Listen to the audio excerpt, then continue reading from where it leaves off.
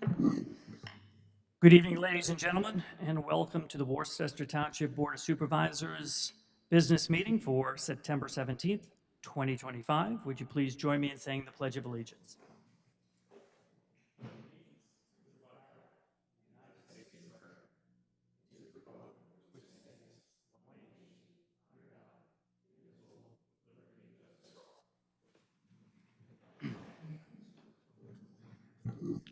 It's like deja vu all over again. So my name is Rick DeLello. I'm the chairman of the board. To my left is Lou Betts, who's our vice chair. To my right is Steve Quigley, who is our third member. Over on the front side table, we have Wendy McKenna, who is here from our solicitor's office, and we have John Everts, who is here from our engineer's office. On the back table, we have Assistant Township Manager Christian Jones and Township Manager Dan Domino. First and foremost, does anybody have any informational items for the board? Yes, sir. This meeting is being recorded for future broadcast. Thank you all. I also do not have any informational items for anyone.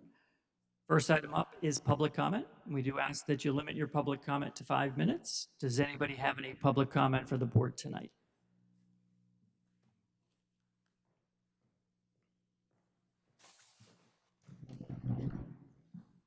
Jane Voss, Worcester. Thank you, Jane. You're getting familiar with the process. I like Yes, that. I do. I'm really just here to say that I attended the zoning board meeting last night, and the Stony Creek Farm neighbors are very happy with how that turned out. I want to thank Dan and Wendy. You did a great job. We really appreciate all your hard work. We are hoping that Mr. DePaul will be reasonable and not drag this on any longer, but I'm not really thinking that that's his thought process.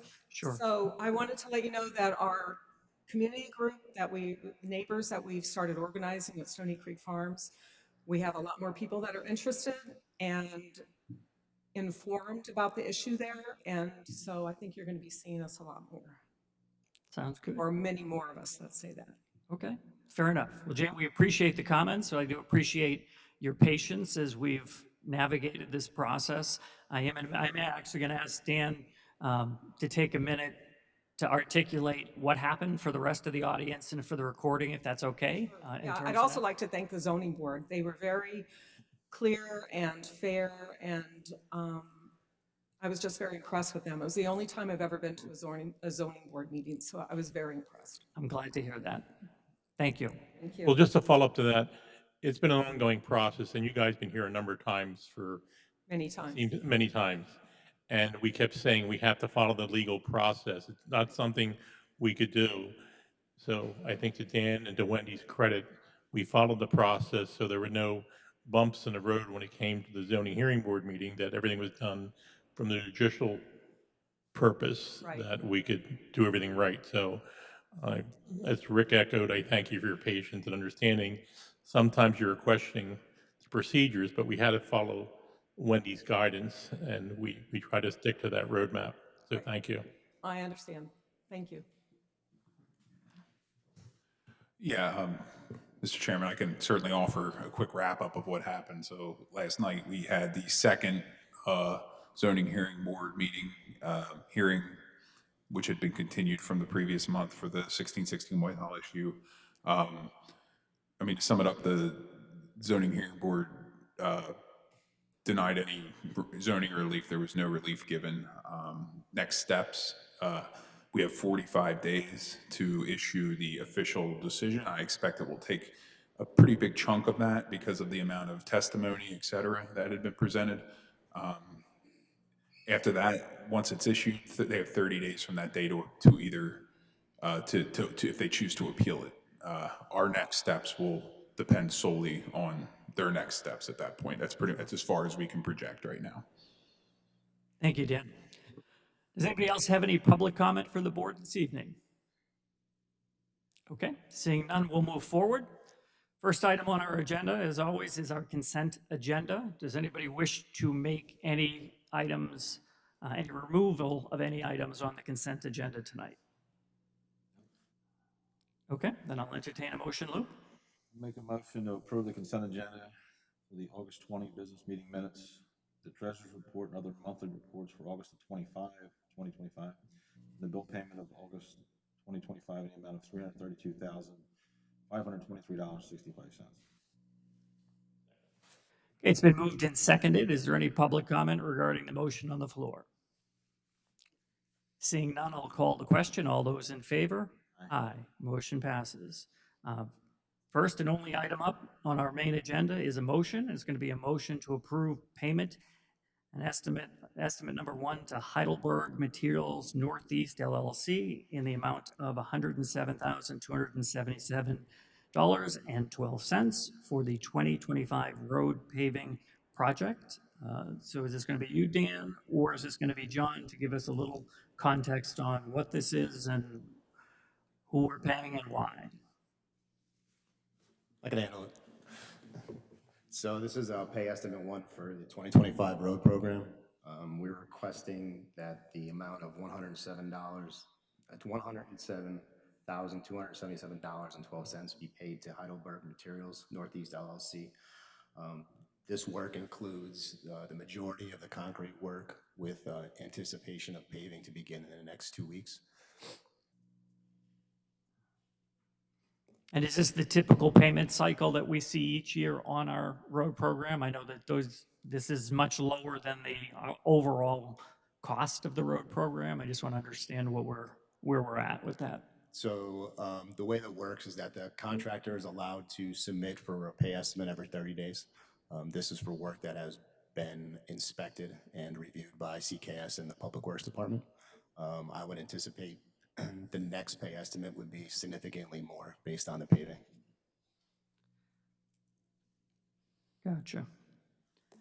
Steve or Lou, any questions regarding? I know we approved obviously the road program back in June.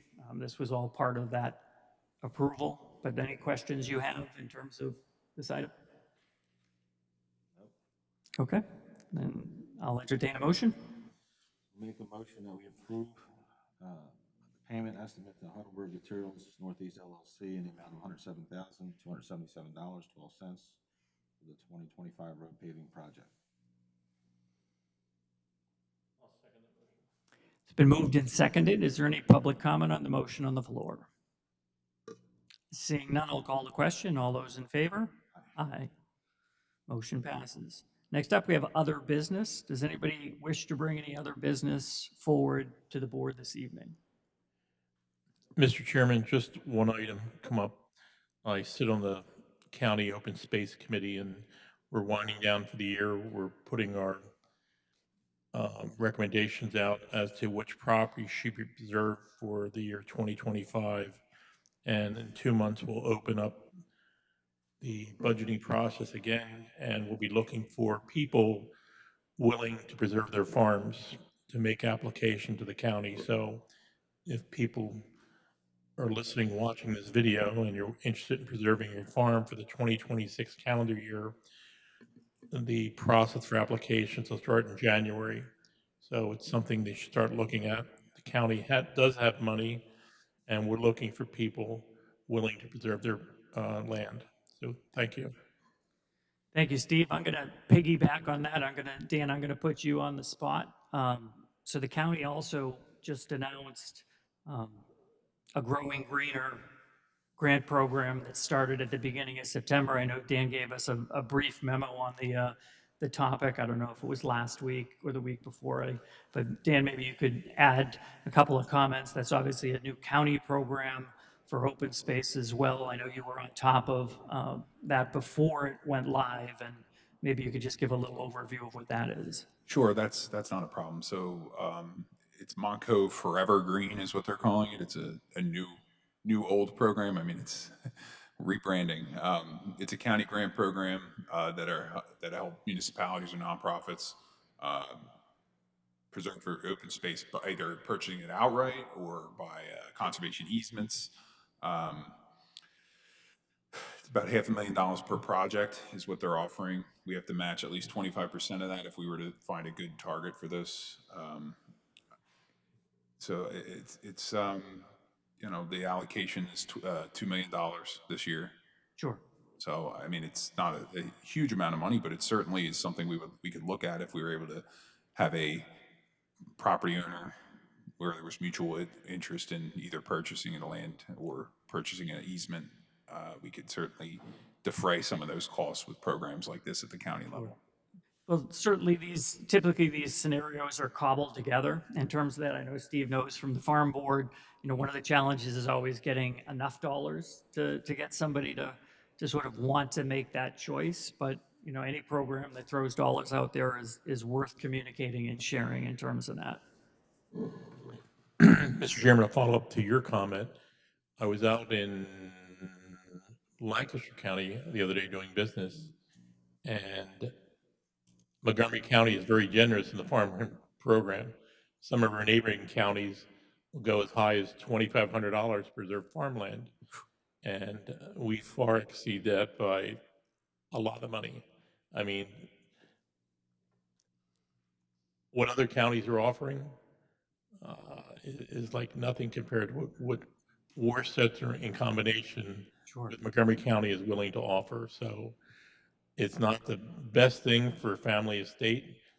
However, if you're interested in preserving the farm, Montgomery County has a very good program, and Worcester has been very good over the years contributing to that. Worcester has always been one of the leading communities in the county helping to preserve open space. So I think with this Greenway initiative, it could maybe entice some people to look at preserving their property. So we'll see what happens. Sounds good. Does anybody else, at this point, there's no other business, so does anybody have any final public comment they would like to make before the board this evening? Seeing none, motion to adjourn. Thank you all for coming.